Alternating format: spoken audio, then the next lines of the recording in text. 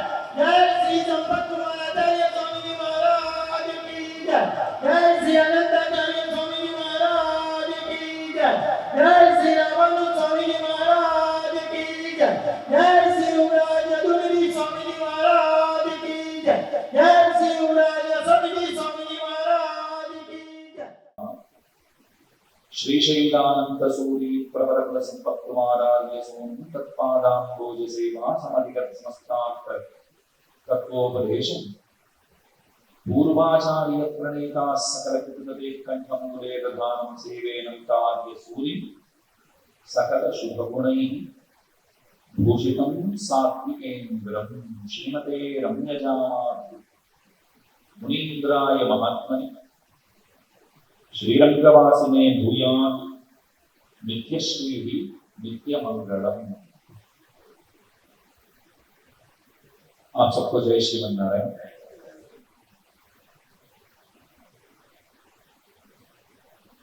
गुरु पूर्णिमा पावन पर्व की खूब खूब बधाई।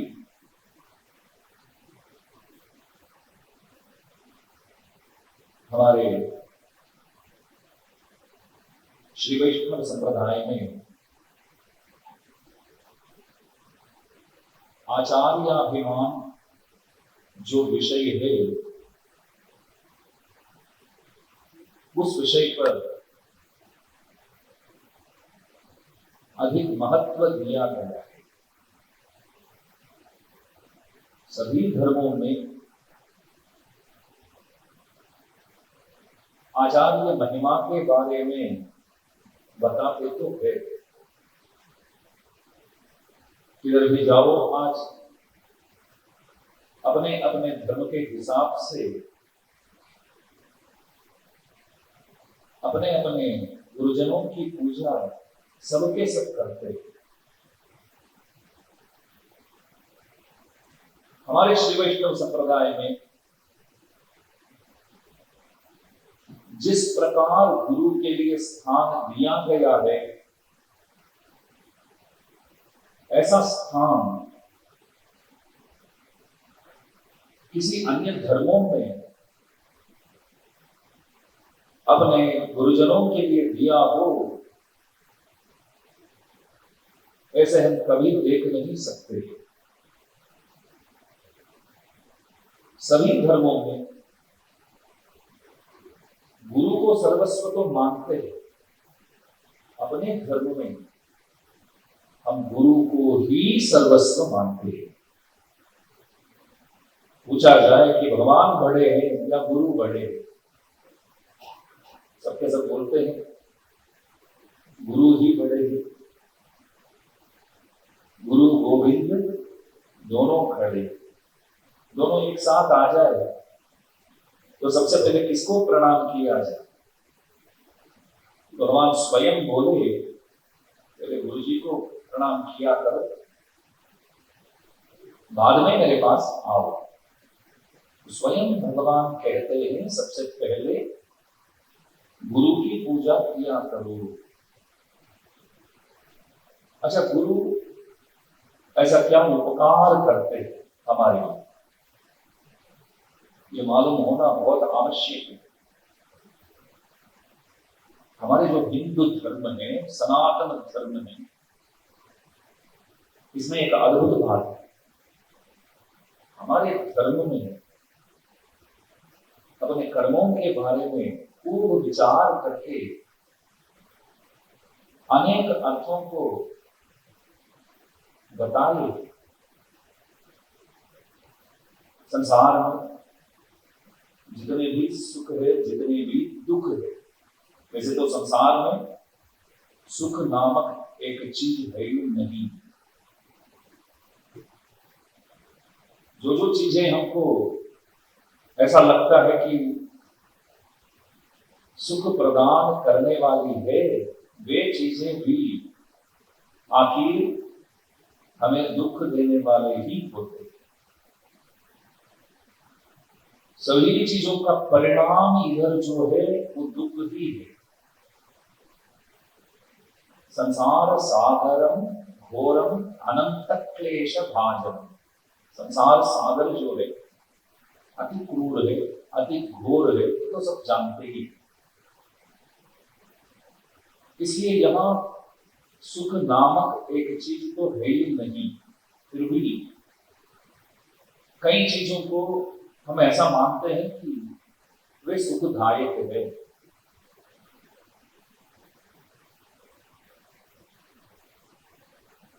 कर्मों की वजह से अनेक जन्मों से हमने जो इकट्ठा किया है, उन कर्मों की वजह से इधर हमें बार बार आना होता है। लेकिन बार बार इधर आने के लिए हम सब नहीं हैं। जीव जितने भी हैं वे भगवान के संपत्ति हैं। सभी जीवों के स्वामी भगवान ही है। लेकिन हमारे मालिक जो स्वामी जो है वे किधर बैठे हैं? वैकुंठ में बैठे, परम पद बोलते हैं, वैकुंठ बोलते हैं, वहां विराजते हैं भगवान। कृपाल विभूति कहा जाता है वैकुंठ, वहां भगवान विराजमान। वहां बहुत सारे लोग भगवान की सेवा करते हैं, परंतु उनका ध्यान जो है हम सबके ऊपर है। हमें देखकर प्रभु विचार करते हैं कि ये लोग कब तक संसार में आते जाते रहेंगे, इधर कब आएंगे। इस बात की चिंता करते हुए हम सबको अपने पास रखने के लिए, हम सबको सद्भक्त बनाने के लिए कुछ ना कुछ प्रयत्न लगातार करते रहते हैं। शरीर प्रदान की, शास्त्र प्रदान की, स्वयं अनेक बार अवतार किए, सबों के हृदय में बसकर रहकर निरीक्षण करते रहते हैं, मार्गदर्शन करते रहते हैं।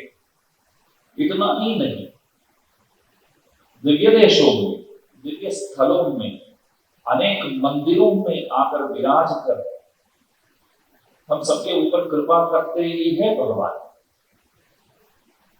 मंदिरों में विराजते हैं, प्रतीक्षा करते हैं कब आएगा मेरे पास, मैं कब कृपा करूं। तो कोई बंदा मंदिर जाता है तो भगवान प्रसन्न हो जाते हैं, कोई बंदा गुरु जी के पास जाता है तो गुरु जी प्रसन्न हो जाते हैं, देख कर ही प्रसन्न हो जाते हैं, देख कर खुश हो जाते हैं। रोजाना गुरु जी को मैसेज भेजने वाले कोई बंदा एक दिन नहीं भेजता हो, शायद कोई एक दिन गुरु जी बोल सकते हैं, दूसरे दिन भी नहीं आया हो, तीसरे दिन स्वयं उनसे मैसेज आ ही जाता है। क्यों 2 दिन से मैसेज नहीं आया? तो गुरुजन जो होते हैं, भगवान जो होते हैं, वे ऐसे होते हैं नित्य निरंतर औरों की चिंता करने वाले, अपने बारे में कभी नहीं सोचते। गुरुजनों को अपने बारे में सोचने के लिए कोई जरूरत ही नहीं है, क्योंकि हमारे लिए सोचने के लिए आप सब बैठे। जब आप सब हमारे लिए बैठे हैं तो हमें हमारे बारे में चिंता करने की कोई जरूरत ही नहीं है। फिर हमारा काम क्या है, फिर कर्तव्य क्या है? हमें आप सबके बारे में सोचना ही हमारा कर्तव्य है। इसलिए हमारी चिंता आप सब करते हैं, हमारा ख्याल आप रखते हैं। ठीक उसी प्रकार भगवान की चिंता, भगवान का ख्याल आप रखोगे तो तुम्हें बधाना ख्याल प्रभु राक्षय अवश्य रखेंगे। तो कर्मों की वजह से हम परेशान तो है। एक बार ध्यान में रखिए, कर्म जो है उसका कोई आदि नहीं। मैं कई बार बोल चुका हूं, कर्मों की वजह से तो इधर आना होता है, लेकिन कोई ऐसा हमसे पूछे, शुरू में सबसे पहली बार मैं संसार में कभी आया होगा, किस कर्म के आधार पर मैं आया होगा? प्रश्न सही है ना? आपको बात समझ में आती है ना? एकदम बढ़िया ऐसी हाल में हम सब बैठे हैं और आप सबको बढ़िया कुर्सी दिया गया है और वातावरण भी बढ़िया है, साथ साथ म्यूजिक भी चालू कर दिया। और वैसे मंद गति में मैं भी बोल रहा हूं, तो आप सबसे निवेदन है कि आप सब सो न जाए। अच्छी बात है, लाइट सब चालू है। चेन्नई में दास हर साल जहां धनुर्मास प्रवचन करता है, ठीक इसी प्रकार का हाट सुबह 7 से 8:30 बजे धनुर्मास, दिसंबर जनवरी, सामने ऐसे ही सीट्स है, सब बैठे होते हैं, लेकिन वहां सब स्टेज में ही लाइट्स होता है। तो दास मतलब मैं सबके नजर में आ सकता हूं, सब मेरे को देखेंगे, लेकिन जितने भी बैठे होते हैं ना, वे सब मेरे को नहीं दिखेंगे, क्योंकि वहां तो लाइट्स नहीं है। तो प्रवचन होने के बाद लाइट्स चालू करते हैं, तब सब उठ के जाते हैं, तो दास को लगता है कि ये लोग अभी अभी आकर के 2 मिनट पहले आकर के निकल रहे हैं, या पहले से बैठे हैं, लेकिन ऐसी व्यवस्था जो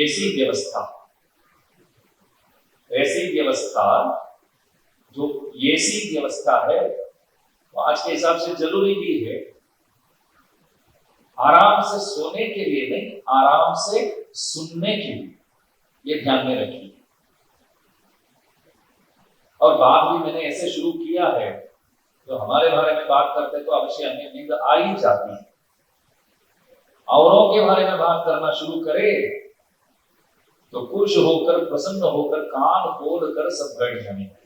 ये बात अपनी है, हमारी, इसलिए हमें तो जरूर अच्छा नहीं लगेगा, परंतु हमें जानना सिर्फ हमारे बारे में ही है। औरों के बारे में जानकर कोई हमें मिलने वाला नहीं। तो कर्मों की वजह से हम इधर आते हैं तो सबको पता है, अवश्य अनुभोक्तव्यम कृतम कर्म शुभाशुभ। शुभ कर्म हो, अशुभ कर्म हो, अनेक जन्मों में हमने जो भी किया है उसको तो भोगना ही पड़ेगा, कोई रास्ता नहीं। तो शुरू में एक बार मैं कभी आया होगा ना, किस कर्म के आधार पर मैं आया, प्रश्न आपको समझ में आता है कि सबसे पहले एक बार कभी मैं आया होगा, तब तो कोई कर्म करने का तो मौका ही नहीं है, क्योंकि पहली बार आया हूं। तो पहली बार आया हूं तो किस कर्म के आधार पर भगवान ने मेरे को भेजा,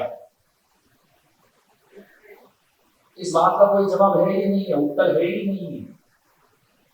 आगे बढ़िएगा,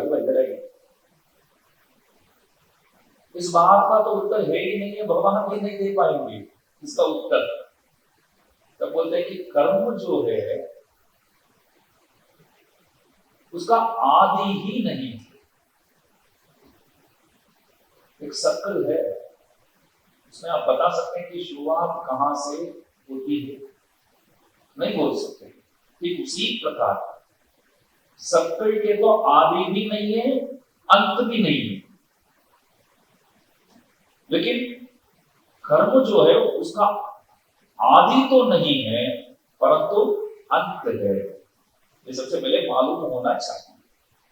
अंत नहीं होगा तो फिर भगवत प्राप्ति कैसे संभव है, हम सब भगवान को कैसे प्राप्त करेंगे। आदि नहीं है परंतु अंत संभव है। दुर्लभम मानुषो देहः देहिनां क्षणभंगुरः तत्रापि दुर्लभम मन्ये वैकुंठ प्रिय दर्शनम। मनु भगवान बोलते हैं, मनुस्मृति में कहते हैं, दुर्लभम मानुषो देहः, मनुष्य शरीर को प्राप्त करना बहुत दुर्लभ है। बहुत दया करके भगवान ने हमें ये प्रदान किया है। ऐसा सुना कहीं, एक बार इस जन्म को हम गवा दे, सदुपयोग ना करे तो 3 लाख जन्म आपको इंतजार करना पड़ेगा पुनः मनुष्य शरीर को प्राप्त करने के लिए। तब लगता है ना, तो इस जन्म का सदुपयोग हो जाए। 3 लाख जन्म कौन आएगा इधर, इसको अच्छा लगता है आना। जैसे बच्चे संसार में आते हैं, आते ही रोते रोते आते हैं, हंसते हंसते कोई बालक इधर आता ही नहीं है। मुझसे किसी ने पूछा, आते आते क्यों रोते हैं बच्चे? मैंने बोला, हम सबको देखकर उसको लगता है कि पुनः इन लोगों के सामने ही आना पड़ा, जहां नहीं आना था वहीं हम आ गए हैं। इस बात को देख करके वो दुखी है।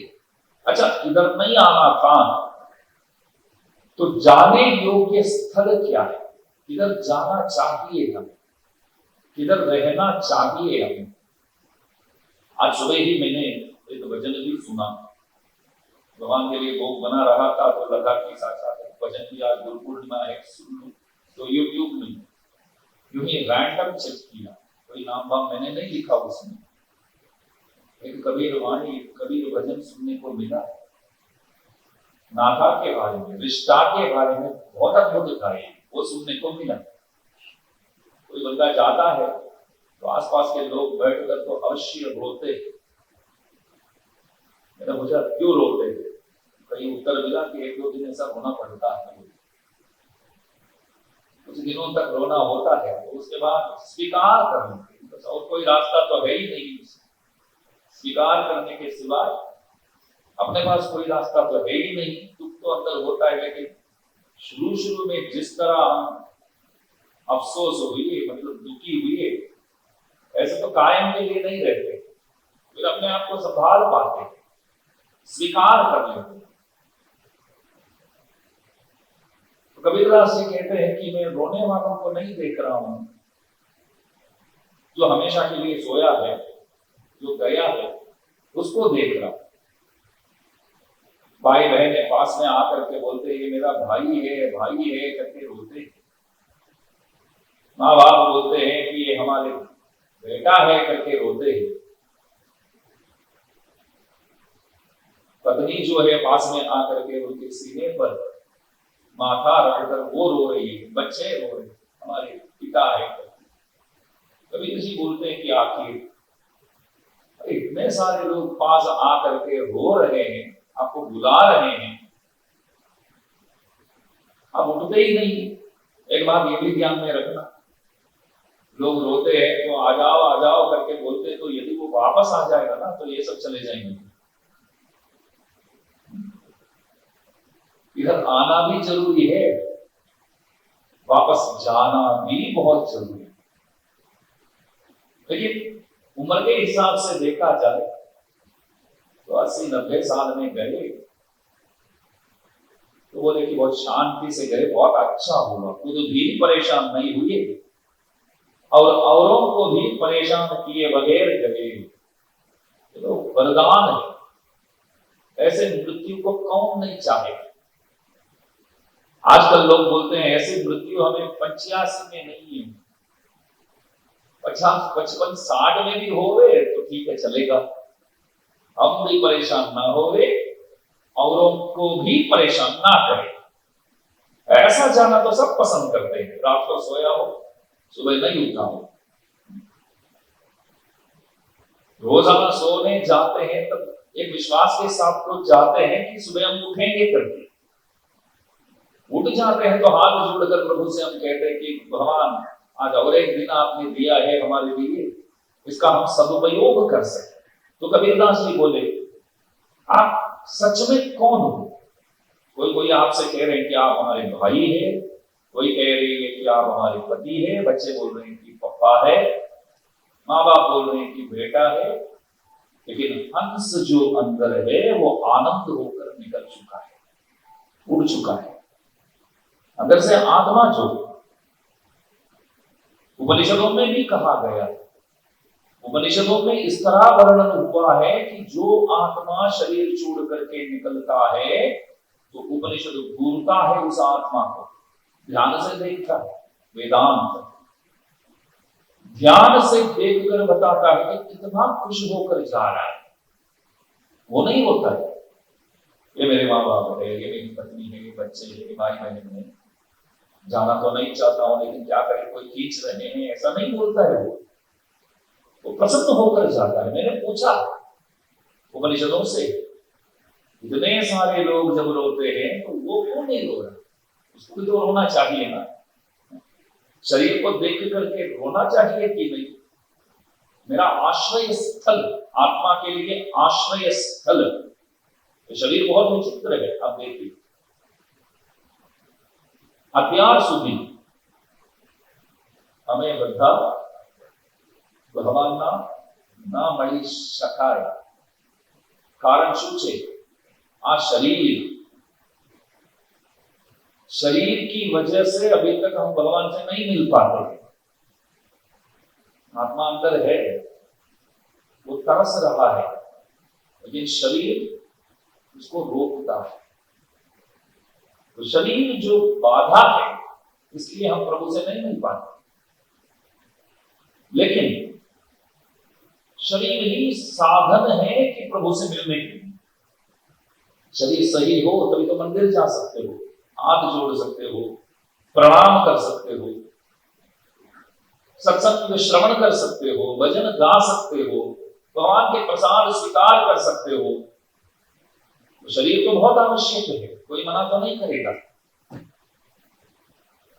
तो एक प्रकार देखा जाए तो शरीर जो है वो बाधा भी है, और एक प्रकार देखा जाए तो शरीर प्रभु प्राप्ति के लिए साधन भी है। इसलिए कहा गया विचित्रा देह संपत्ति। कोई लोग हाथ यूं ऊंचा करके प्रभु को देखकर बोलते हैं कि हमारे लिए क्या किया उन्होंने। आप सबने भी कभी कभी पूछा होगा, कुछ भी नहीं किया हमारे लिए। तो दोनों हाथ यूं करते हुए प्रभु को देखकर उन्हें शाप देते हुए कई लोग कहते हैं कि उन्होंने क्या दिया हमें। तो आप बोले, हाथ पांव सब बराबर दिया है। मेरे पास चलकर आए हो और हाथ यूं करते हुए कहते हैं कि क्या दिया है आपने। एक बार पूर्व प्रधानमंत्री पंडित जवाहरलाल नेहरू जी कहीं जा रहे, गाड़ी में जा रहे, तो जाते जाते एक जन ने उनको रोका, बीच में आ गया सड़क पे, हाथ यूं करके गाड़ी को रोका। वो जमाने की बात है, आज तो कोई ऐसा पहुंच भी नहीं सकते हैं, पहुंचेंगे तो वहीं उड़ा देंगे उसको। तो जमाना कुछ और थी। तो नेहरू जी बोले, गाड़ी को रोको, कोई रास्ते में खड़ा है, पूछ लो क्या है। तो प्रधानमंत्री उतरे गाड़ी से, उनसे पूछा क्या बात है। उन्होंने आवेश में आकर के बोला कि जो स्वतंत्र की बात आप सब करते हैं, आजादी की बात करते हैं, आप बोलते कि हम सब आजाद हुए हैं, आजाद हुए हैं करके बोलते हैं, हम लोग को इससे क्या लाभ मिला। आजाद हुए बोल रहे हैं, इसमें से हमको क्या लाभ मिला, आजादी क्या होता है। तब नेहरू जी बोले, एक देश के प्रधानमंत्री को रोक सकते हो ना, यही आजादी है। पहले नहीं कर सकते थे आप इनसे। प्रधानमंत्री की गाड़ी को आप रोक कर पूछ रहे हैं ना, प्रश्न पूछ सकते हैं। जंतर मंतर में जो समीप में हुआ हम सब तो जानते ही, मैंने भी लिखा था, बहुत सारे लोग, गलत लोग भी उसमें शामिल हो जाते हैं। उद्देश्य को बिगाड़ने हेतु कई लोग, गलत लोग भी उन बच्चों के बीच में शामिल हो जाते हैं। लेकिन सभी बच्चों की जो भी बात है वो गलत है करके कोई नहीं बोलेगा। प्रधानमंत्री जी भी वही बोले। मैं मानता हूं कि यह आप सबके लिए बहुत दुख की बात है, आप सब बहुत बच्चे परेशान हुए हैं। तो सबने जो कुछ सरकार से मांगा, सरकार को स्वीकार भी करना पड़ता है। हम सब आजाद हुए हैं, आजादी को प्राप्त किए हैं, इसलिए ही ये संभव है। तो हर कोई आजाद रहना पसंद करता है, और जीव भी शरीर छोड़कर जाता है तो उसको लगता है कि हम आजाद हुए हैं, इसलिए वो रोते रोते जाएगा क्या। परिवार वाले सब रोते हैं तो ठीक है। हमारे पूर्वाचार्यों की एक बात है, पूज्य रामानुजाचार्य स्वामी जी महाराज के प्रिय शिष्य पूज्य पुरेश स्वामी जी महाराज, इनके दो पुत्र हुए, एक पराशर भट्टर स्वामी जी और दूसरे श्री वेदव्यास भट्टर स्वामी जी। पराशर भट्टर स्वामी जी महाराज बहुत बड़े विद्वान थे। उनको श्रीरंगम के रंगनाथ भगवान और अम्मा जी दोनों अपने पुत्रवत मानते थे। श्रीरंगम के रंगनाथ भगवान जो है वो राघवेंद्र सरकार के आराध्य देव। अयोध्या में राघवेंद्र सरकार उनकी पूजा करते थे। सबसे पहले ब्रह्मा जी पूजा करते थे, फिर इक्ष्वाकु जो सूर्य वंश के राजा थे, राम के पूर्वज थे, उन्होंने सूर्य देव से, सूर्य देव ब्रह्मा जी से प्राप्त किया, इक्ष्वाकु सूर्य देव से प्राप्त किया, और राजा दशरथ ने भी पूजा किया।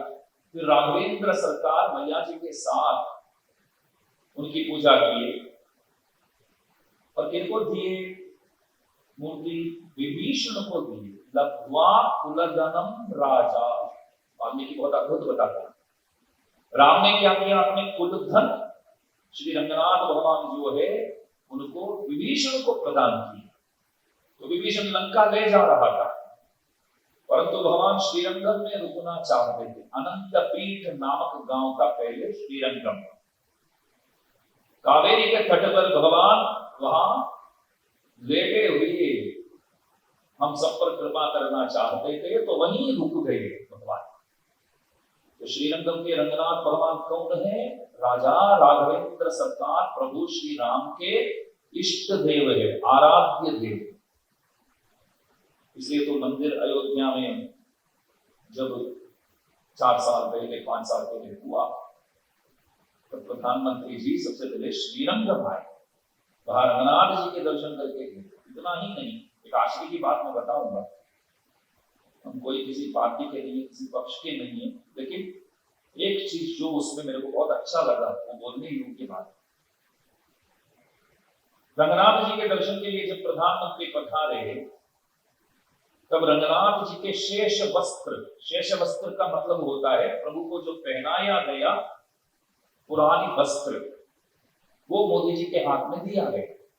वहां के आचार्यों ने, अर्चकों ने बोला कि आप प्रभु राम के वहां जब जाएंगे, वहां जीर्णोद्धार करके प्राण प्रतिष्ठा में जाएंगे, तो उनके इष्ट देव के प्रसाद के रूप में ये राम को आपको देना होगा। कि अपने भगवान से हमें प्राप्त हो कोई प्रसाद तो हमें तो बड़ा अच्छा लगेगा। तो श्रीरंगम में प्रधानमंत्री जी के हाथ में वो दिया गया, वो बड़ी बात नहीं है। आप आज भी यूट्यूब में सर्च कर सकते हैं, प्रधानमंत्री जी बढ़िया मजा में भैया, एकदम मजा में। जय श्री राम। तो प्रधानमंत्री जी जैसे पहुंचे ना वहां अयोध्या, तो उतरते समय हाथ में दे दिया रंगनाथ भगवान द्वारा दिया गया वो रेशमी कपड़े, वो वस्त्र को साथ लेकर उतरे। देखो बहुत आश्चर्य हो, हम लोग तो घूमते फिरते रहते हैं, तो कभी कभी रुमाल भूल जाते हैं, कभी ब्रश भूल जाते हैं, कभी सोप भूल जाते हैं, क्या क्या नहीं भूलते हैं, आधार कार्ड भूल जाते हैं। प्रधानमंत्री जी जैसे वहां पहुंचे, तो हाथ में रंगनाथ भगवान ने राघवेंद्र सरकार के लिए जो प्रसाद भेजा है उसको हाथ में लेकर उतरे, बोले बगैर। तो वो रंगनाथ जी जो वे पराशर भट्ट स्वामी जी महाराज को अपने पुत्र मानते थे।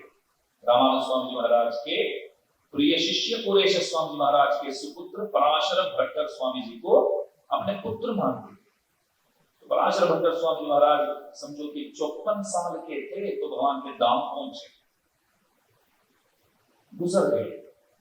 तो उनके भाई खूब रोते थे, भैया गए तो ऐसे बड़े विद्वान अच्छे आचार्य गए करके भाई रोते थे। तो मां मौजूद थी, जिंदा थी, वो मां नहीं रो रही थी।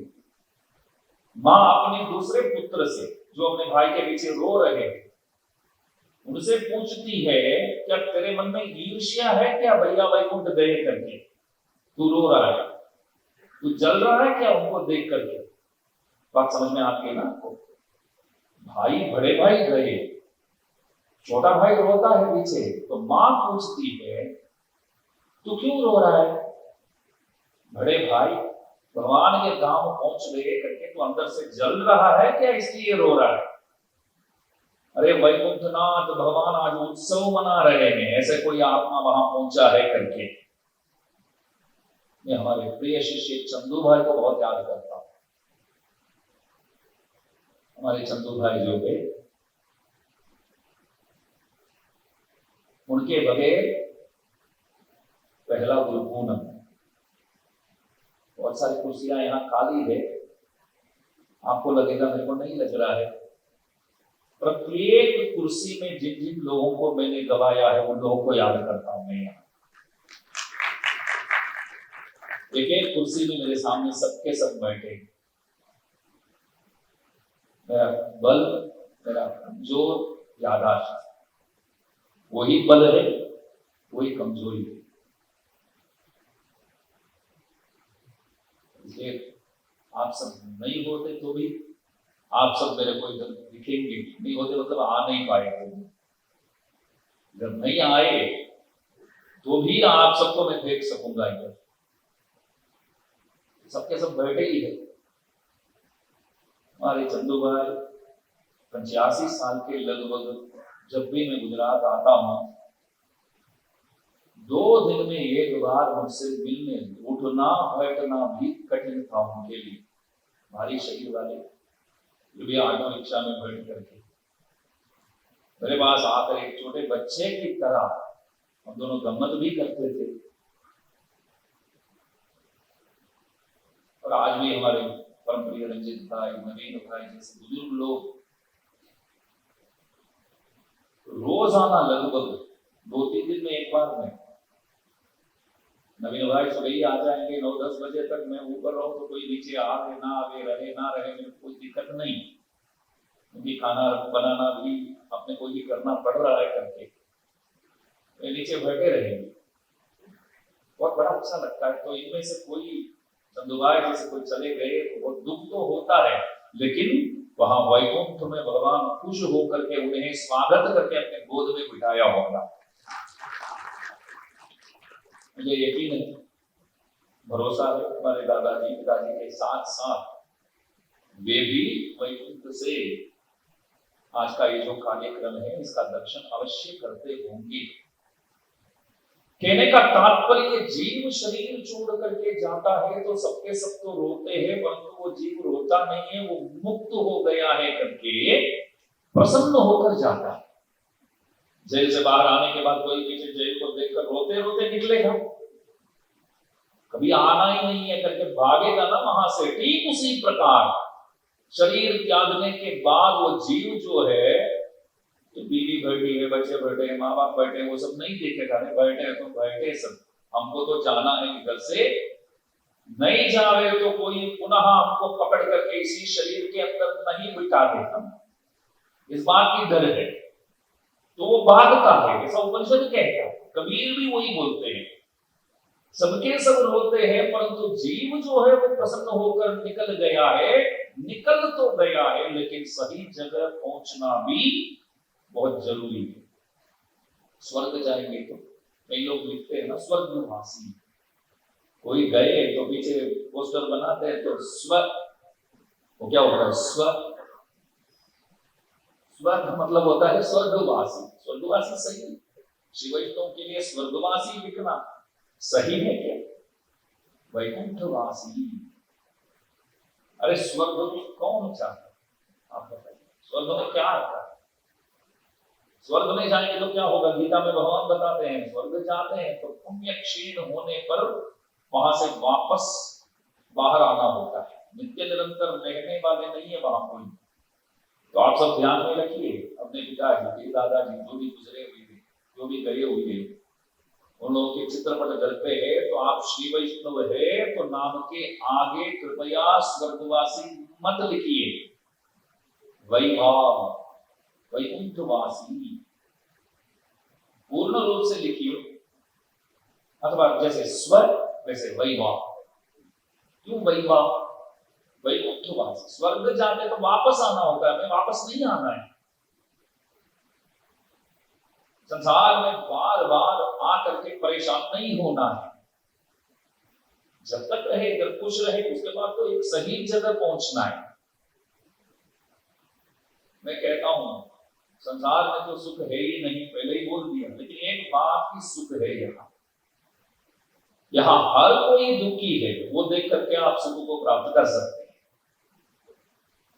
यहाँ कोई नहीं मिलेगा कि मैं पूर्ण रूप से खुश हूं, कोई मिलेगा ऐसा?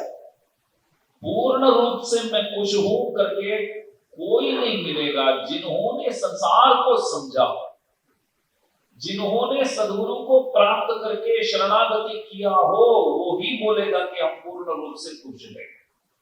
जो भी भगवान कर रहे हैं हमें मंजूर है।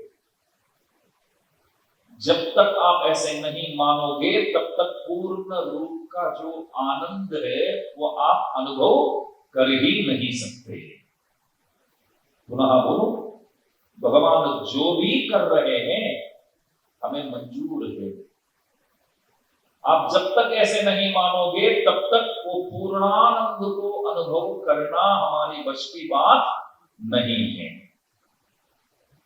हम भगवान को कैसे अप्रोच करें? दो प्रकार। भगवान मेरे है, ये एक प्रकार है। मैं भगवान का हूं, तो दूसरा वाला है। इसमें श्रेष्ठ क्या है? ये दोनों समान ही तो लग रहा है। अब भगवान मेरे बोलो या मैं भगवान का हूं बोलो, क्या फर्क पड़ने वाला? बहुत फर्क है। मैं बोलूं कि भगवान मेरे हैं तो मैं चाहूंगा कि भगवान मेरे हिसाब से चले। वो मेरे हैं तो मैं जो भी मांगू, जो भी चाहूं, वो सब वो करते रहे। लेकिन ऐसा बोलूं कि मैं भगवान का हूं तो उनको जो अच्छा लगे वो करे, मैं सहमत हूं। इसलिए आपको क्या बोलना चाहिए? भगवान मेरे हैं, भगवान मारू छे। हाँ सही है। मुंह भगवान ना छो, यही सही है। इसलिए आनंद को अनुभव करना है तो हमें शरणागत होना बहुत जरूरी है। जब तक शरणागत नहीं होंगे तब तक हम आनंद का अनुभव नहीं कर सकते। तो जीव जाता है तो जाएगा किधर? स्वर्ग जाएगा तो पुण्य क्षीण होने पर वहां से गिरा देते हैं। बोलते हैं कि कमा क्या हो, 5 स्टार होटल कोई गया हो, एक दिन का ₹1,00,000 भरना पड़ता है। 5 लाख दिया, 5 दिन रुका, छठे दिन उसको रुकाएंगे वहां, गिरा देंगे। बोले तो बाहर जा भाई भैया, प्रेम से पहले समझाएंगे, नहीं समझे तो जबरदस्ती आपको बाहर आपके सामानों के साथ फेंकेंगे बाहर। अरे और एक दिन रुकना है तो ₹1,00,000 लाओ। तो स्वर्ग में आप बोलेंगे और भी रुकना है तो पुण्य कमा के आओ। तो स्वर्ग नहीं जाना है। जो लोग आपके वैकुंठ पहुंच गए हैं तो उन लोग का अपमान आप कर रहे हैं कि आगे स्वर्गवासी दिख करके। MBBS MD किया हो, बड़ा डॉक्टर हो तो पास में LKG लिखूं तो सही रहेगा। डॉक्टर का नाम लिख करके LKG UKG, डॉक्टर क्या बोलेगा? क्या EKG UKG? अरे लंदन तक जाकर के पढ़ के आया। तो जिन लोगों ने वैकुंठ को प्राप्त किया हो, लंदन तक जाके पढ़े, तो हम स्वर्गवासी LKG लिखना सही है। इसलिए स्वर्ग नहीं जाना है, हमें जाना भी नहीं है स्वर्ग। और नरक वो कोई चाहेंगे ही नहीं, नरक जाना तो कोई पसंद करेंगे ही नहीं। और एक है कैवल्य स्थान करके, ये कई लोग नहीं जानते। आजकल कोई कैवल्य को चाहने वाले नहीं है, इसलिए ज्यादातर लोग नहीं जानते। मैं सुनाता हूं आपको। स्वर्ग भी नहीं जाना है, नरक तो जाना ही नहीं है, संसार में नहीं आना है, तो बचा क्या है? तो वैकुंठ, इतना ही नहीं, एक स्थान है कैवल्य स्थान बोलते हैं। कई लोग ऐसे होते हैं कि वे संसार में भी रहना नहीं चाहते और भगवान के धाम पहुंचना भी नहीं चाहते। वे बोलते कि हमें इधर तो अच्छा नहीं लगता है, हम उधर भी जाना नहीं चाहते हैं। तो क्या आपको स्वर्ग इत्यादि? नहीं, वहां भी नहीं जाना है। तो क्या करें? कई बार बच्चे आपके बोलते हैं ना, आप जो भी बनाए ये नहीं चाहिए, अच्छा दाल वो नहीं चाहिए, रोटी सब्जी वो नहीं चाहिए, और क्या है पूछते? और क्या होगा? दाल चावल सब्जी, इसके अलावा और क्या आप बना सकते हैं रोजाना? तो बच्चे लेकिन पूछते हैं और क्या है इसके अलावा? इसके अलावा मैं भरती हूं, बस और कुछ नहीं है। भैया लोग वही बोलते हैं। ठीक उसी प्रकार स्वर्ग नहीं जाना है, नरक नहीं जाना है, संसार में नहीं रहना है, वैकुंठ भी नहीं जाना है, तो जाना किधर फिर आपको? वो कैवल्य स्थान बोलते हैं, उसको अवर मोक्ष बोलते हैं। वो भी एक प्रकार का मोक्ष ही है, लेकिन वो तुच्छ है, अल्प है। वो लोग क्या बोलते हैं कि हम हमारे आत्मा का दर्शन करके, अपने ही आत्मा का साक्षात्कार करके, अपने आप को देख करके हम अपने में ही खुश रहेंगे। लेकिन ध्यान में रखिए, मैंने शुरू में कहा कि हम भगवान की संपत्ति है। देखिए ये सब गूढ़ार्थ है, बाकी कथाएं बहुत आपको सुनने को मिलेगा, लेकिन वेदांत गूढ़ार्थ जो है वो ज्यादातर अधिकतर आपको सुनने को नहीं मिलेगा। जब तक वेदांत की बोध आपके अंदर नहीं आएगी तब तक आप अपने आप को और भगवान को नहीं पहचान पाएंगे। लेकिन वेदांत की बातें अवश्य आपको नींद लाएगी। बात ही ऐसी है वो। तो कैवल्य क्या होता है मैं बताता हूं आपको। यदि आपको कैवल्य स्थान पहुंचना हो तो उसके लिए भी प्रार्थना आप प्रभु से ही करेंगे। आश्चर्य की बात है, मैंने शुरू में बोला हम सब प्रभु के ही है, उनकी ही संपत्ति है। और कैवल्य मांगने वाला बोलता है कि मेरे को आपके पास आना नहीं है, मैं आपका नहीं हूं। भगवान को दुख होगा कि नहीं, आप अभी समझ जाएंगे बात। परिवार है, सब साथ रहते हैं, लेकिन पुत्र वधू कोई ऐसे भी आ जाते हैं, वो चाहते हैं कि बस इस परिवार में माँ बाप के साथ, ससुर जी और सासू माँ के साथ नहीं रहना है। तो क्या होता है, वो अपने पति को खूब अच्छे से समझाती है, जो समझाना नहीं चाहिए वो समझाती है, तो पति तो अवश्य समझ जाता है। माँ बाप की बातें वो समझेगा कि नहीं, बात अलग है। पत्नी की बातें उनको तो मानना ही पड़ता है। मैंने कहीं पढ़ा था एक विषय, पत्नी जी और माता जी, मेरी बात नहीं, सबों की बात है, पत्नी जी और माता जी एक साथ हंसते हुए बात करते हैं तो वो देखकर ही प्रसन्न हो जाता है बंदा। उसको पता नहीं है क्यों दोनों बात कर रहे हैं, क्या बात कर रहे हैं, क्यों हंस रहे हैं, कुछ भी नहीं पता, लेकिन दोनों एक दूसरे से राजी है, बात कर रहे हैं तो देख करके बड़ा सुकून मिलता है इसको। अच्छा, दोनों लड़े नहीं, अच्छे से बात कर रहे हैं, बड़ी बात है। तो आखिर झगड़ा बड़ा हो गया समझो, तो माँ बाप ही क्या बोलते हैं, बेटा आप क्या करना है बोलो, तो बेटा बोलता है कि नहीं हम दोनों अलग जाना चाहते हैं, आप अनुमति दीजिए। कोई माँ बाप तो ये नहीं चाहेंगे, परंतु लेकिन आज तो जमाना बहुत बदल गया। आज ज्यादातर आप देखो तो माँ बाप जो है बच्चों के साथ रहना नहीं चाहते, वे बोलते हैं हमें प्राइवेसी चाहिए। समय बहुत खराब चल रहा है। बच्चे बोलते हैं कि आपके साथ ही रहना है, बोलते नहीं नहीं आप लोग अलग रहो, हम अलग रहेंगे, कुछ जरूरत पड़ने पर फोन करेंगे आ जाओ बोलते हैं, कुछ जरूरत पड़ने पर हम फोन करेंगे आ जाओ, अथवा कुछ जरूरत पड़ने पर और कोई फोन करेगा तब आ जाओ। मतलब हमारा कुछ हो जाए तो कोई फोन करके बुलाएगा तब आ जाना। जमाना बदल गया। तो माँ बाप के पास जाकर के बच्चे बोलते हैं कि हम अलग रहना चाहते हैं, आपसे दूर होना चाहते हैं, तो आप अनुमति दीजिए। तो माँ बाप को अनुमति देना ही पड़ता है। तब उसी प्रकार कैवल्य को चाहने वाले, भगवान से अलग हो करके अपने अपने ही आत्मा का अनुभव करने वाले प्रभु से ही प्रार्थना करते हैं, बोलते हैं कि हमको आपके वहां नहीं आना है, परंतु हमारे लिए कोई अलग से जगह दे दीजिए आप, हम वहां हो करके अपने ही अनुभव करके हम आखिर तक रहेंगे, हमेशा के लिए। फिर कभी वो भगवान के पास आ ही नहीं सकते। भगवान बेचारे उनको वो भी प्रदान करते हैं प्रभु, जो स्वर्ग चाहता हो तो स्वर्ग देते हैं, जो कैवल्य स्थान चाहता हो तो उन्हें कैवल्य प्रदान करते हैं। जो अपने आप को ही मांगता हो, मतलब प्रभु को ही अपने को मांगता हो, तो उन्हें प्रभु अपने आप को भी प्रदान करते हैं। चतुर्विधा भजन्ते मां जनाः सुकृतिनोर्जुन, आर्थो जिज्ञासु अर्थार्थी ज्ञानी च भरतर्षभ। गीता में भगवान बोलते हैं, भगवान कहते हैं कि ज्ञानी जो है वो मेरे को ही चाहेगा।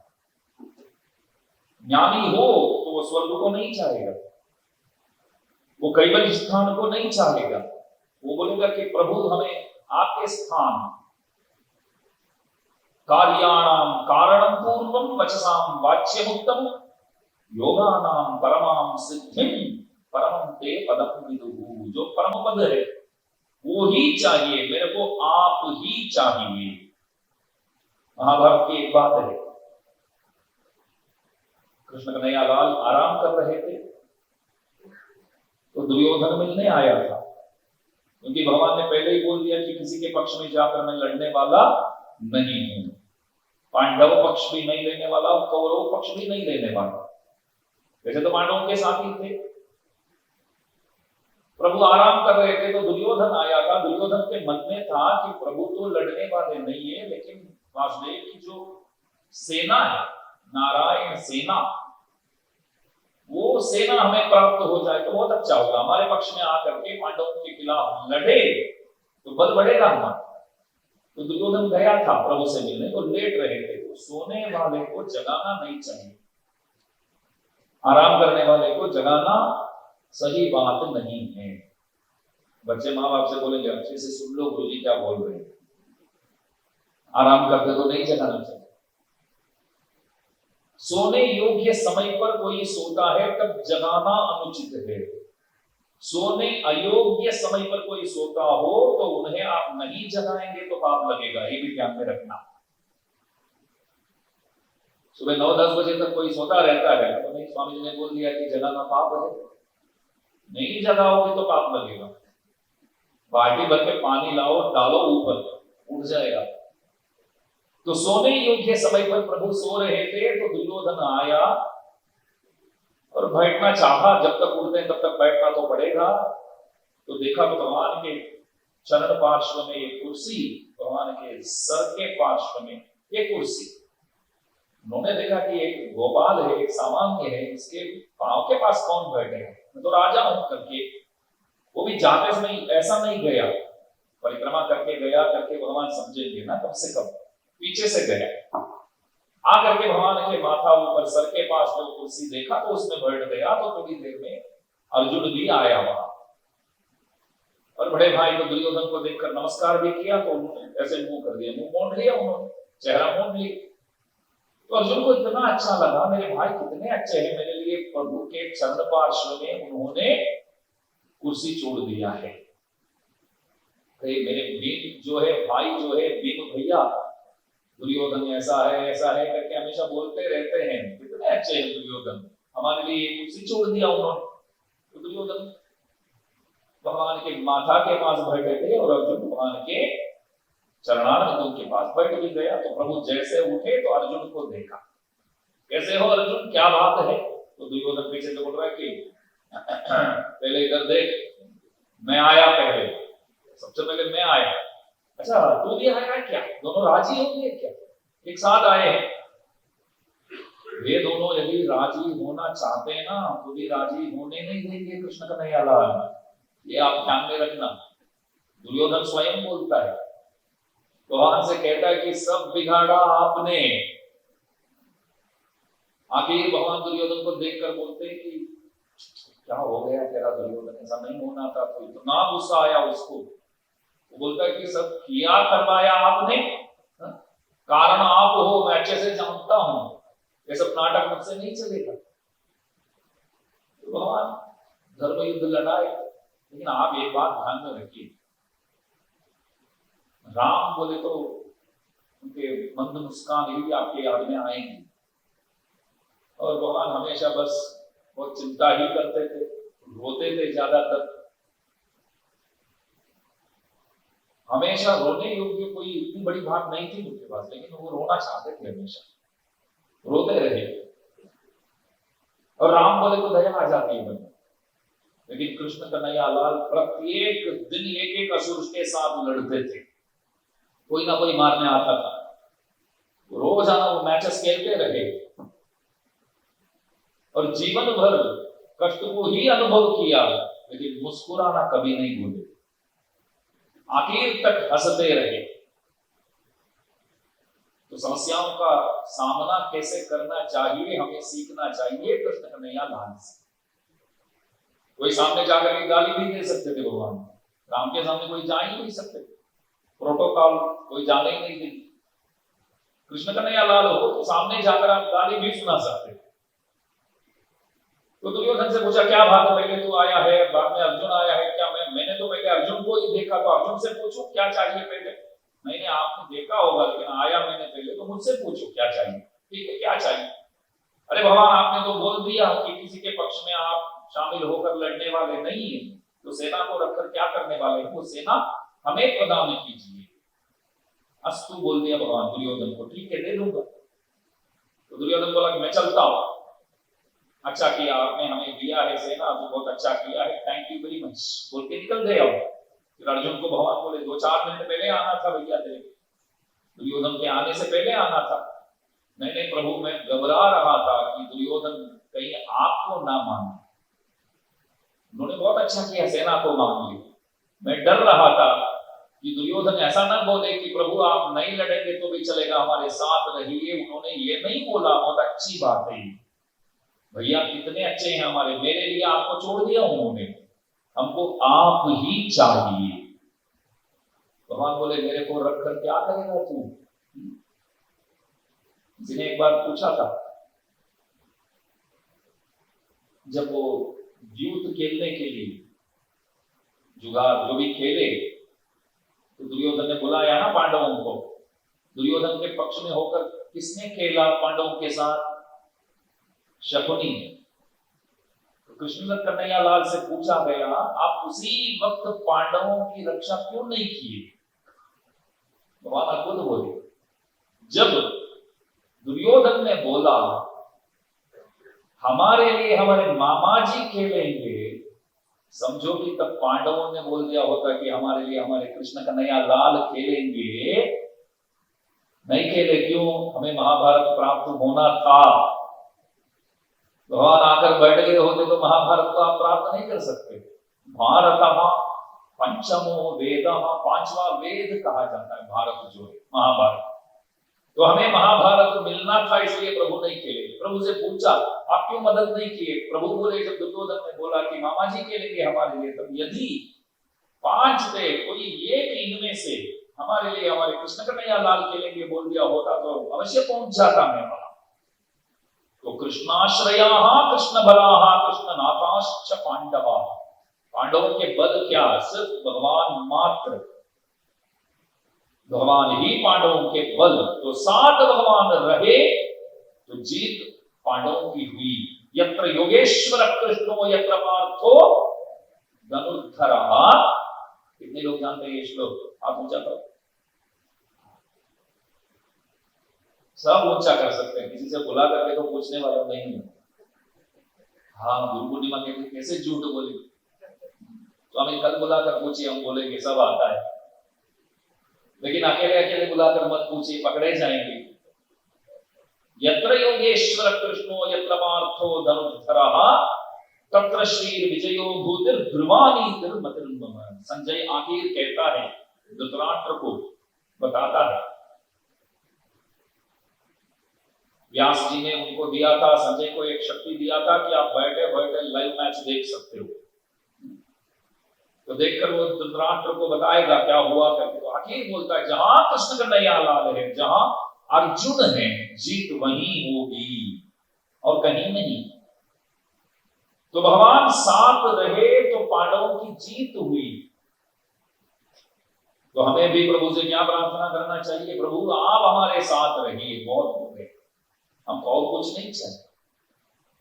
आप हमारे हैं करके बोलूं तो इसमें अहंकार आने की संभावना है। हम बोलेंगे कि प्रभु हम आपके हैं, तो जरा भी इसमें अहंकार की तो बात ही नहीं है। तो जीव जाता है तो हाथ जोड़कर जाता है, यदि वो मुमुक्षु है, मोक्ष को चाहने वाला हो, सदाचार या कृपा पात्र है, तो वो जाएगा किधर? वैकुंठ ही जाएगा, भगवान के पास। कोई रोक टोक नहीं है। तुलसीदास जी कहते हैं राम जैसे कोई उदार स्वभाव वाला है ही नहीं। क्यों? स्वयं सबके पास जाकर के मोक्ष प्रदान किए। रामायण में आप देखिए, चाहे वो जटायु हो, चाहे वो कबंध हो, विराट हो, शरभंग हो, सब जगह गए, सबों के पास गए और सबको मोक्ष प्रदान किए। इसलिए उदार स्वभाव वाले, उनके घर जाकर के मांगना नहीं पड़ता है, हमारे घर आकर के प्रदान करने वाले। लेकिन शबरी की बात ध्यान से सुनिए आप। शबरी जो है वो मतंग महर्षि की शिष्या थी, खूब सेवा करती थी अपने आचार्य की, खूब सेवा करती थी। धन से सेवा करने वाले बहुत होते हैं, लेकिन तन से सेवा करने वालों के सदृश धन से सेवा करने वाले कभी नहीं बन सकते। ध्यान में रखें, धन बहुत आवश्यक चीज है। हमारे नीमू भाई हमको बोलते थे, कथरोट आपका हमेशा बस बढ़ते रहे, पास में जो थाली रखते हैं उसमें कभी कमी ना हो। तो धन की अपेक्षा सब करते हैं, मैं हाँ पूरा विश्व। और धनी जितने भी होते हैं, धन से तो गुरुजनों की भगवान की सेवा तो करते ही है, परंतु हाजिरी होकर समय देकर गुरु की सेवा करने वालों के सदृश, भगवान की सेवा करने वालों के सदृश वो धन से सेवा करने वाले कभी नहीं बन सकते। भगवान से और भक्तों से, आचार्यों से पूछे, हम धन से सेवा करें, हम दूर रहे तो आपको अच्छा लगेगा? माँ बाप को हर महीना लाख रुपया भेजता हूं, माँ बाप से मैं मिलता ही नहीं हूं 6 साल से, माँ बाप को अच्छा लगेगा? बोलेंगे कि पैसा तो भेजता है, लेकिन आकर एक बार मिलके जाए, कैसे है करके पूछे। आजकल तो सुविधा बहुत है, व्हाट्सएप में वीडियो कॉल भी कर सकते हैं, फिर भी नहीं करते तो क्या लगेगा, इतना बिजी है क्या? रास्तों ही लोग बोलते हैं क्यों आए नहीं, बोलते थोड़ा बिजी रहा। यहाँ कौन बिजी नहीं, आप बताइए। इससे अच्छा बेहतर है कि मन नहीं है तो सही जवाब है, वो जवाब बिल्कुल सही जवाब है। ये बोलते हैं कि मन नहीं, समय नहीं है भगवान के सामने, गुरु के सामने, कभी ऐसा मत बोलो कि हमारे पास मन नहीं है। हमारे कलोल में एक गली में रहने वाला एक धनी आपको करोड़ रुपया देने के लिए आपकी प्रतीक्षा कर रहा है। आपके पास समय है कि नहीं? समय है कि नहीं? करोड़ रुपया देना है आपको, वेट कर रहा है। अरे अभी जाते हैं, प्रवचन बाद में भी सुनेंगे, मैं पहले जाऊंगा, मैं बोलूंगा सब बैठे रहो, 2 मिनट में आता हूं। तब समय मिल जाता है। तो राम देखिए, आप समय लेकर सबों के पास पहुंचे, शबरी के वहां गए, सबको मोक्ष प्रदान करने वाले राम शबरी को खुद ने मोक्ष नहीं दिया। शबरी लेकिन मोक्ष धाम पहुंच गई।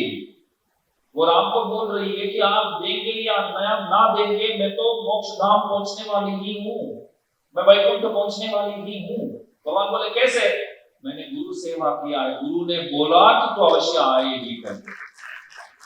गुरु ने बोला, गुरुजी जा रहे थे तो मैंने बोला कि मैं भी साथ चलती हूं, तो गुरु बोले हम जिनसे मिलने जाते हैं वो तुमसे मिलने आने वाले हैं, तब तक वेट करो। तो मैं वेट कर रही थी और आपको देख लिया, अभी मैं जा रही हूं। तो लखन लाल राम को देख रहे हैं कि आपसे तो अनुमति नहीं मांग रही है, सूचना दे रही है, क्योंकि मोक्ष तो भगवान ही दे सकते हैं। मोक्षमिच्छेद जनार्दनात्। ध्यान से सुनिए, शुरू में मैंने बोला था, गुरु के लिए जो स्थान हमारे धर्म में जिस प्रकार दिया गया है वो किसी संप्रदाय में आप नहीं देख सकते। आपका सबूत मिल जाएगा अभी।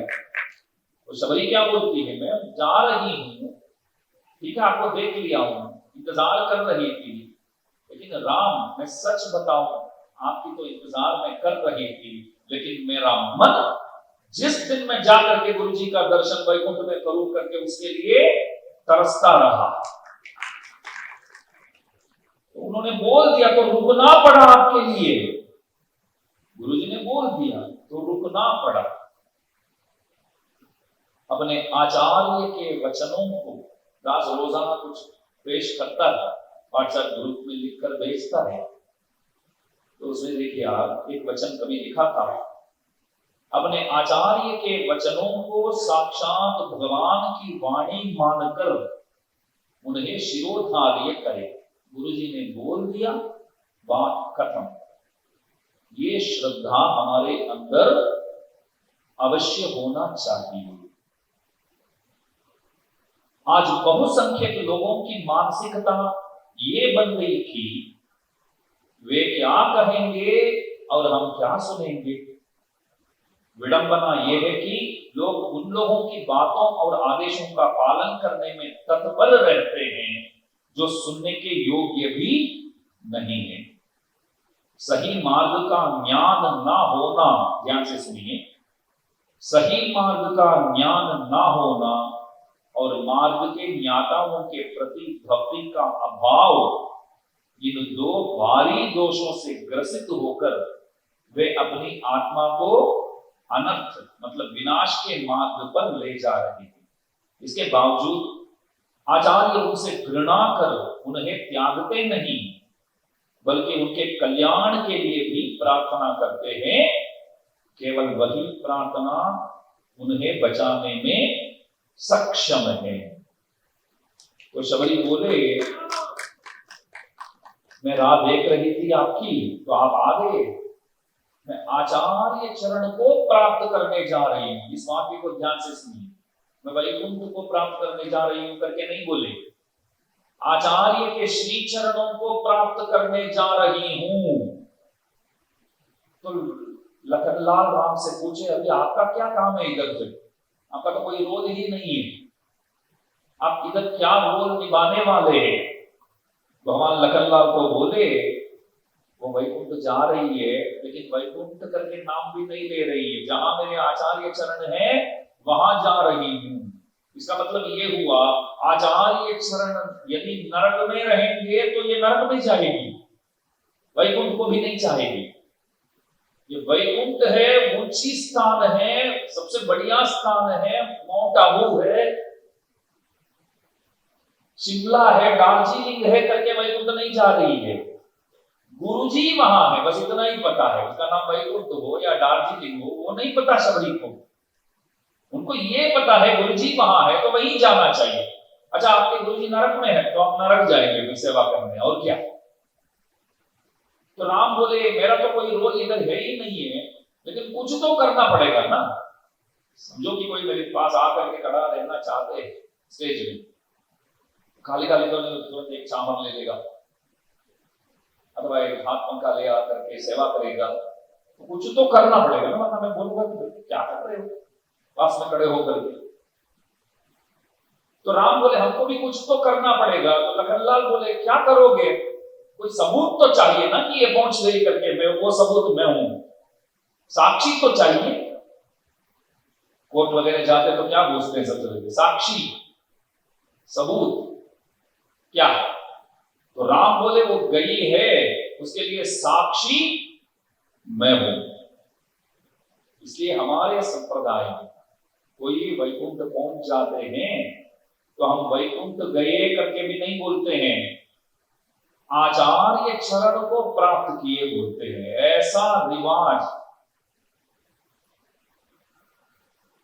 ऐसा बोलने की जो प्रथा किसी संप्रदाय में आप नहीं देख सकते।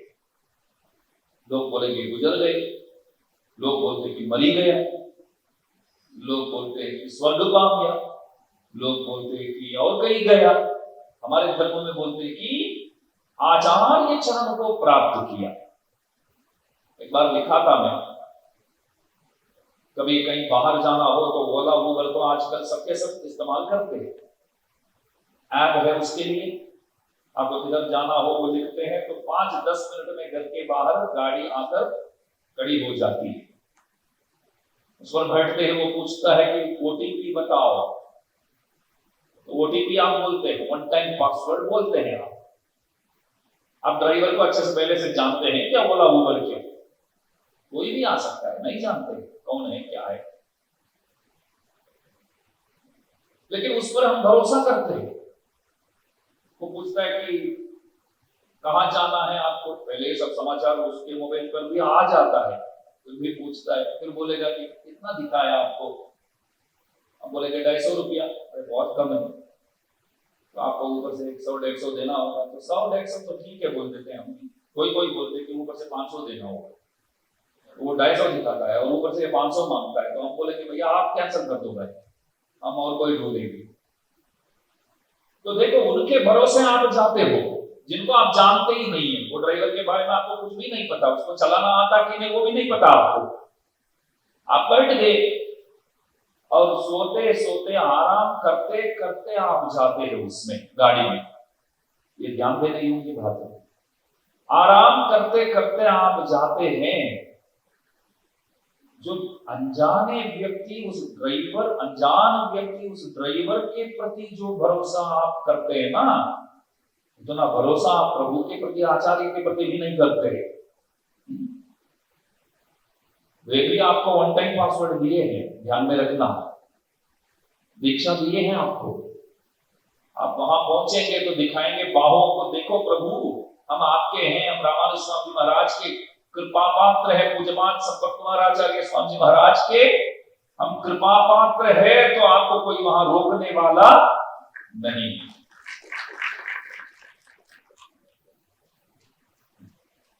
इसलिए आत्मा जो है वो बहुत अमूल्य चीज है, भगवान की ही संपत्ति है, भगवान का ही है और किसी का नहीं है।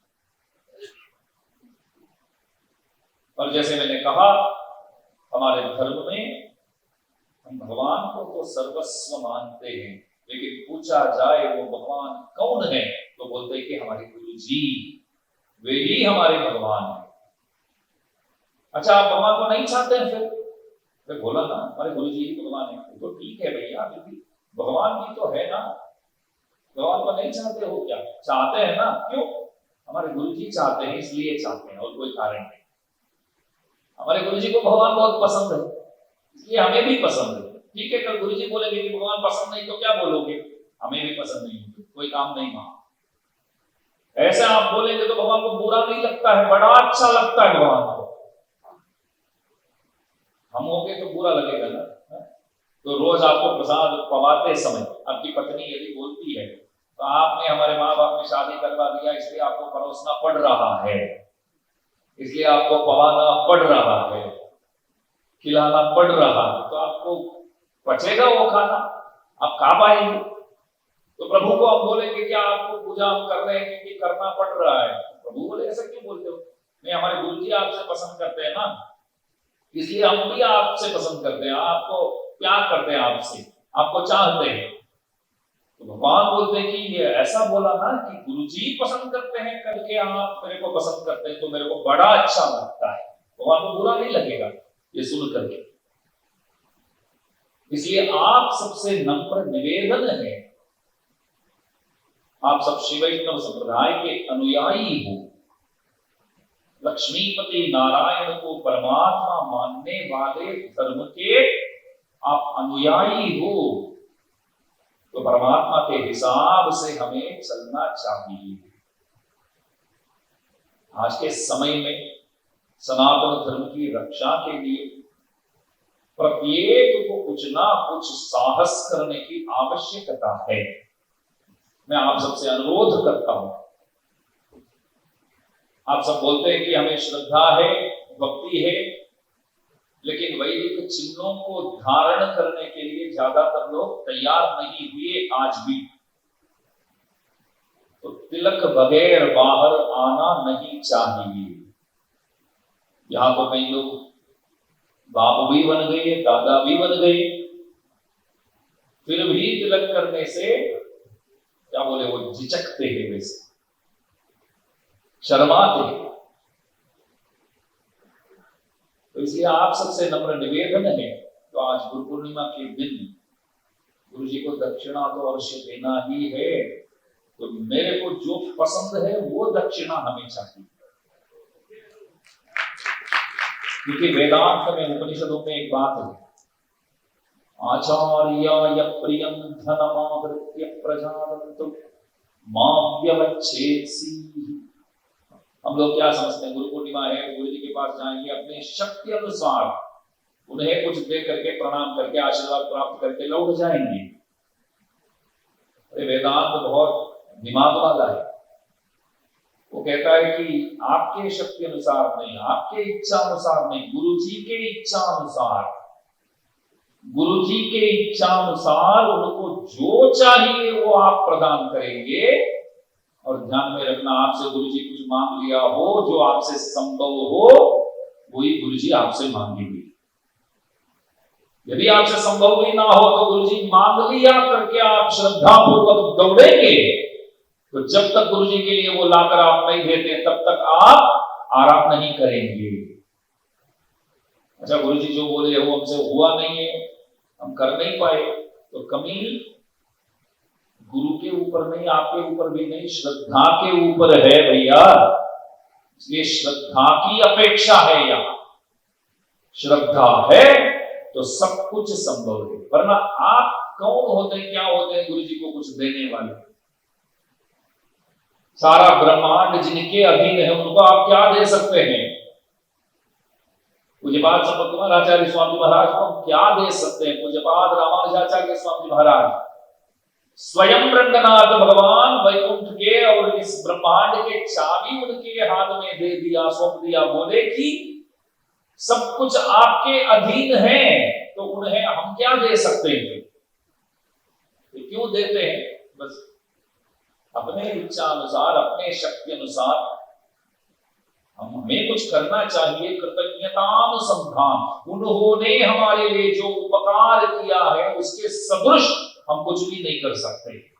हमारे लोकाचार्य स्वामी जी महाराज श्री वचन भूषण नामक दिव्य शास्त्र पर कहते हैं, गुरु जी ने आपको, आपके लिए जो उपकार किए हैं उसके बदलाव में आप कुछ नहीं कर, बदले में आप कुछ नहीं कर सकते। किसी ने बोला, अरे बोलो तो सही, कुछ करना हो तो क्या करना चाहिए? विभूति दो है, एक वैकुंठ है, ये लीला विभूति, ये भूमंडल है। भगवान तो एक ही है, परमात्मा। तो लोकाचार्य स्वामी महाराज बोले, गुरु जी के आप बदले में कुछ करना चाहते हो, उपकार के बदले में कुछ करना चाहते हो, तो भगवान दो हो जाए और विभूति, ये जो वैकुंठ और भूमंडल, ये चार हो जाए। वो सब जाकर के ले जाकर के आचार्य के पास रखने पर भी आप, उन्होंने जो कृपा किया है उसके सदृश कुछ भी नहीं कर पाएंगे। ऐसे महान कृपा करने वाले गुरुओं की पूजा आज के दिन सब जगह सर्वत्र सबों से बहुत अच्छे से किया जाता है। बताना चाहूंगा कि यह दास भी 25 साल से गुजरात आ रहा है। वैसे तो 26 साल हो ही गया, तब से लेकर के आप सब हमारे साथ है। यहां जब भी आता है तो दास सिखाने तो नहीं आता है, सीखने तो आता ही है। और आप सब हमेशा के लिए हमारे सुख दुखों में हमारे साथ रहे हैं। मैं प्रभु से प्रार्थना करता हूं आज की तरह नित्य निरंतर आप सब हमारे साथ रहे, और साथ रहने के लिए सब प्रकार की शक्तियां आप सबको उपलब्ध हो, प्राप्त हो। गुरुजी जो चाहेंगे, जो बोलेंगे वो करने के लिए शिष्य नहीं है। शिष्य वो है गुरुजी के मन में क्या है इस बात को समझकर, पहचान कर कार्य करता हूं, कोई शिष्य कहलाता है। कई लोग बोलते ना, गुरुजी चाहिए तो बोलिए, कुछ जरूरत हो तो बोलिए, प्रेम से बोलते हैं। गुरुजी आपसे याचना करेंगे क्या? आपको देखना चाहिए उनको क्या चाहिए करके, और वो देख करके आपको काम करना होगा। उनके लिए क्या चाहिए, उनके मन में क्या है, उसके लिए पहले आना चाहिए सबसे पहले। ऐसा नहीं है कि गुरु पूर्णिमा एक दिन जाके मिले, बहुत हो गया। एक बार दुख तो होता ही है, आज बोलूं नहीं तो कब बोलूं। कोई बुलाते तो आते हैं, कहीं से भावनगर से आ जाते हैं मिलने। अभी 2 दिन नेपाल से आए थे कोई मिलने, कबूल से नहीं आते, क्या बोलूं। किसी का नहीं बिगाड़ा हो दिनों के कसम, और किसी ने मेरा भी कुछ नहीं बिगाड़ा है। आप सभी तो है हमारे बल, ये दिल से बोलता है दास। हमारे सब कुछ आप हो, और आप नहीं आएंगे, आप ध्यान नहीं रखेंगे तो हम जाए किधर को? आप बताओ। मैं और ज्यादा बोलूं तो रो पड़ूंगा। संपत कुमार आचार्य स्वामी महाराज ने जो संपत्ति दिया है वो आप हैं। मैं मेरे बच्चों से मैं कहता हूं, यहाँ जितने भी है वे सब पहले आते हैं, बाद में आप दोनों आते हैं। मेरे पहले बच्चे आप सब हो। जब शादी हुई तो एंगेजमेंट होने के बाद मेरी धर्मपत्नी से मैंने वही कहा, शादी के पहले ही हमारे बहुत सारे बच्चे हैं, पहले उन लोगों का ख्याल रखना होगा। अनेक बच्चों के साथ ही हम शादी कर रहे हैं, दिल से बोला। हम दोनों के बीच की बात है। अभी सामने आपके सामने कुछ बोलूं तो आप लोगों को अच्छा लगेगा करके कुछ बोलूं ना मैं। हम दोनों के बीच की बात है। तब मैंने ये कहा कि आप सब ही हमारे हैं करके, मेरे परिवार सब बाद में ही आते, लेकिन आप सब कुछ कारण वशात, कोई आपके मन में कोई कारण हो सकता है, आप सही भी हो सकते हैं, हमसे दूर रहे तो हम जाए किधर? इसलिए मैं प्रार्थना करता हूं कि अच्छी समझ हम दोनों के बीच में नित्य निरंतर भगवान बनाए रखे। जैसे मैं मानता हूं कि आप लोग ही हमारे लिए सब कुछ है, वैसे आप भी हमें माने कि हम ही आपके लिए सब कुछ है। तो हम सब साथ मिलकर के रामानुजाचार्य स्वामी महाराज की मुखोल्लास हेतु एक संदेश अवश्य देना चाहूंगा। आपका प्रत्येक कार्य मूल उद्देश्य क्या है पूछा जाए तो प्रत्येक कार्य आप इसलिए करेंगे जिन्हें देखकर आपके गुरुजी मुस्कुराएंगे। आपका प्रत्येक कार्य का उद्देश्य वही होना चाहिए, आपका कार्य को देख करके गुरुजी मुस्कुराए, तो और क्या चाहिए आपको? भगवान और गुरु एक प्रकार के होते हैं, आने वालों से ज्यादा चिंता जो नहीं आते ना उनकी करते। भगवान भी वो प्रतीक्षा करते रहते हैं कि कब बुलाऊं, कैसे खींचू मैं इन्हें मेरे पास। आचार्य भी वही करते हैं।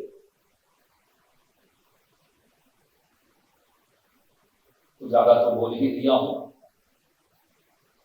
सबसे नम्र निवेदन है कि सनातन धर्म की रक्षा के लिए, खास करके हमारे शिव वैष्णव धर्म की रक्षा के लिए आप सब नित्य निरंतर आज की तरह सहयोग देते रहे, सहकार आपशो और गुरुजनों की आशीर्वाद नित्य निरंतर आप सब पर बनी रहे। हैप्पी गुरु पूर्णिमा। और अच्छी बात है कि प्रवचन थोड़ा अच्छा सा हो गया ये माहौल की वजह से। वहां इनके चौक में भी अच्छे से ही मनाया जाता है उत्सव, फिर भी ऐसा माहौल सब शांति से सब सुन सके, ऐसा एक अद्भुत माहौल हमारे यहाँ के शिव वैष्णव युवाओं ने हमें आज प्रदान किया है। लेकिन बच्चे जितने भी मिले ना, ऐसे किसी को नहीं मिलेंगे मेरे को जैसे मिले। बहुत ध्यान रखते हैं, बहुत ख्याल रखते हैं, लेकिन मैसेज करने पर काम हो जाता है। और प्रेम से सेवा तो करते ही है। यहाँ जितने भी वडील आए हैं, आप सबसे प्रार्थना करता हूं कि आप उन सबको आशीर्वाद दीजिए। वे बच्चे जो आप करना चाहते थे, जो आपसे नहीं हुआ है, उस कार्य को वे लोग आप लोगों के आशीर्वाद से कर सके। आप सबके सलाह को प्राप्त करके, आप सबके एडवाइसेस को प्राप्त करके, स्वीकार करके, आप जो सपने देखे थे उस सपने को हमारे शिव वैष्णव बच्चे, जवान बच्चे कर सके, उसके लिए आप सबकी आशीर्वाद की जरूरत है। इसलिए जितने भी वडील महात्माओं बैठे हैं, आप लोगों के चरणारविंदों से मैं प्रार्थना करता हूं कि इन सबको आप लोग आशीर्वाद दीजिए। मेरा आशीर्वाद काम करेगा ना करे, मुझे विश्वास है कि आप सबके आशीर्वाद अवश्य काम करेगा।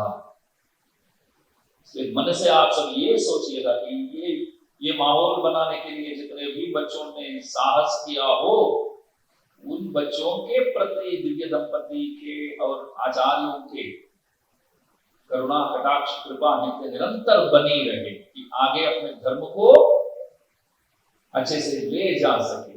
देखो, आगे धर्म को ले जाने के लिए व्यवस्था भगवान ने हमारी तरफ से भी किया है, आपकी तरफ से भी किया है। हमारे भी बच्चे हुए, आपके भी बच्चे हुए, तो आगे भी इस तरह धर्म प्रचार कार्य यहाँ लगातार बिना किसी रुकावट अच्छे से हो गए। उसके लिए हम सबको अवश्य प्रयत्न करना ही पड़ेगा। सबको खूब खूब आशीर्वाद। बोलने में कुछ भूल चुक हो तो दास क्षमा प्रार्थी है। और यहाँ तो अनेक लोग हमारे दादाजी के शिष्य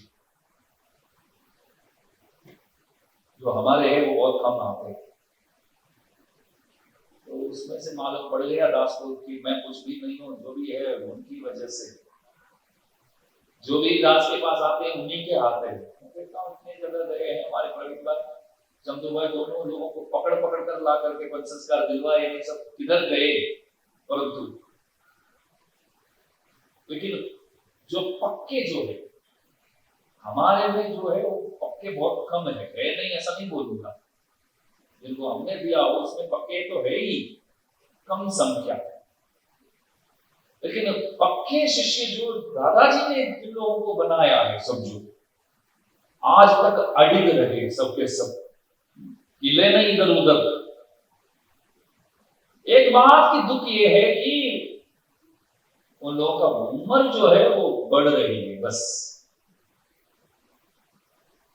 तो आप सबसे मैं प्रार्थना करता हूं कि आप अपने परिवार वालों को भी रोजाना सुनाते रहिए, कुछ ना कुछ तो आप सुनाते रहते हैं।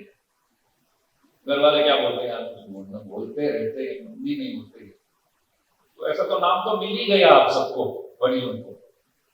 तो साथ साथ ये भी बोलते रहिए कि अपने गुरु को, अपने संप्रदाय को कभी नहीं भूलना चाहिए। ये नित्य निरंतर बोलते रहिए, यही प्रार्थना है आप सबसे।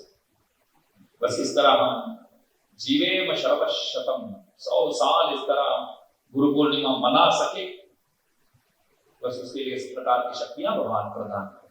सबको जय श्री राम। उसमें से लगभग 200 विचार जो है एक पुस्तक के रूप में, अभी तो बहुत कम संख्या में इसको हम पब्लिश किए, प्रिंट किए, खाली विमोचन मात्र आज है।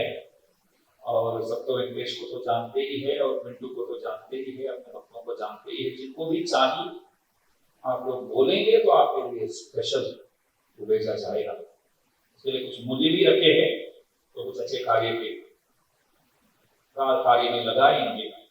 और इसमें लगभग 200 विचार है, और इसमें 200 विचार है। अभी 201वां विचार ये है कि इसको लेना है कि नहीं, आप विचार करें।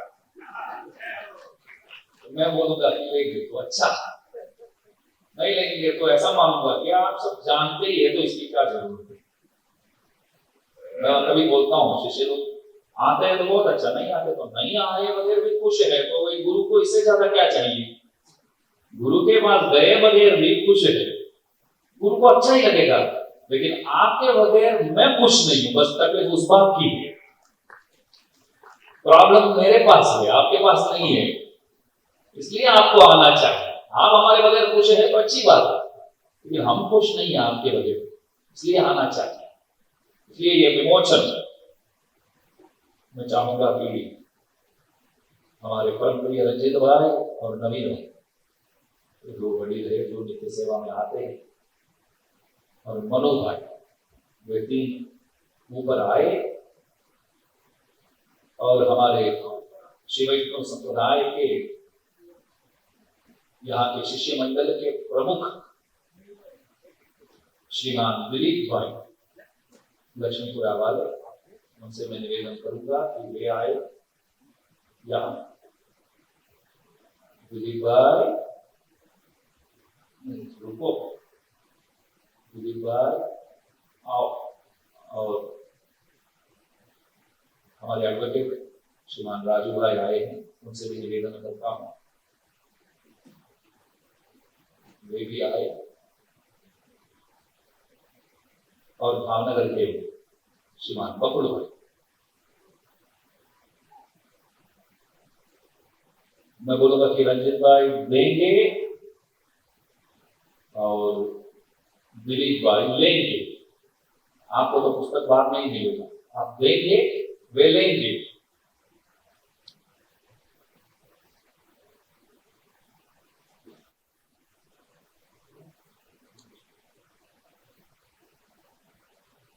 आप दीजिए और दिलीप भाई लीजिए।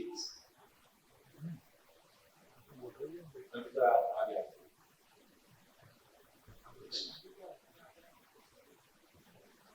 दिलीप भाई, आप आ गए।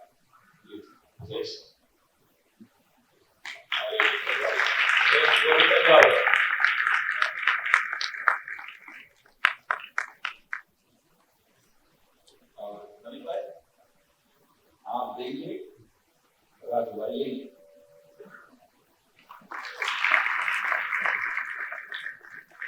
और मनु भाई लेंगे, बबुल भाई लेंगे।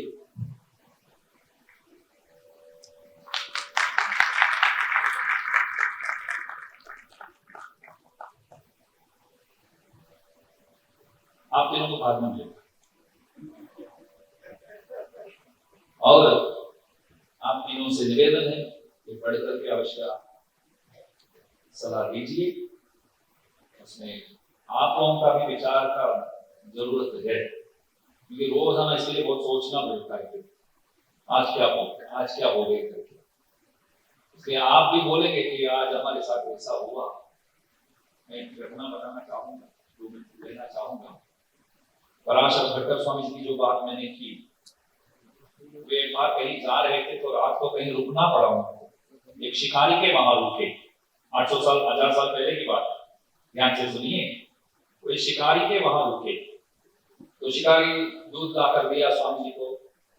स्वामी जी बोले, तो रोजाना आप शिकार करने को जाते हो, कुछ ऐसी घटना जो सुनने में मजा आवे, तो ऐसा कुछ कभी हुआ हो तो आप सुनाइए।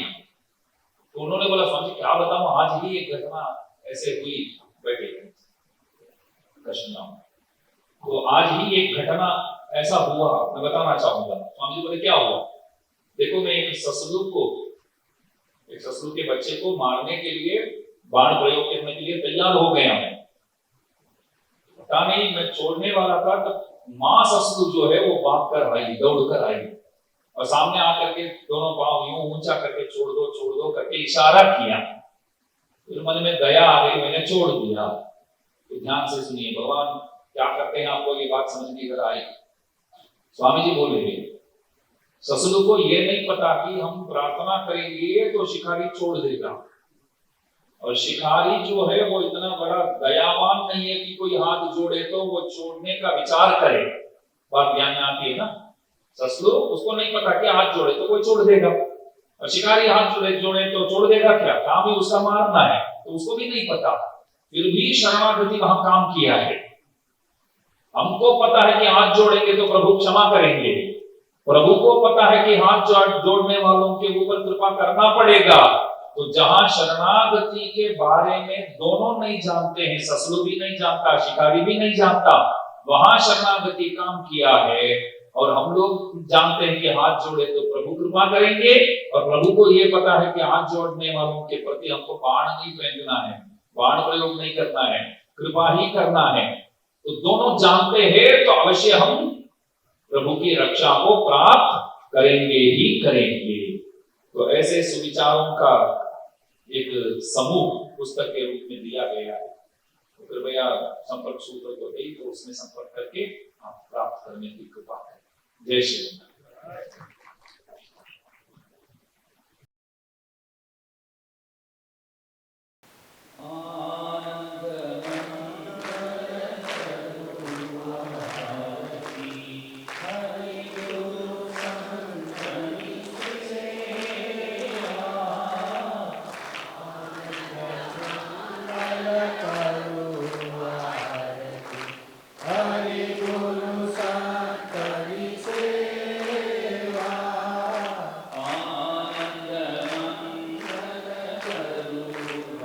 Oh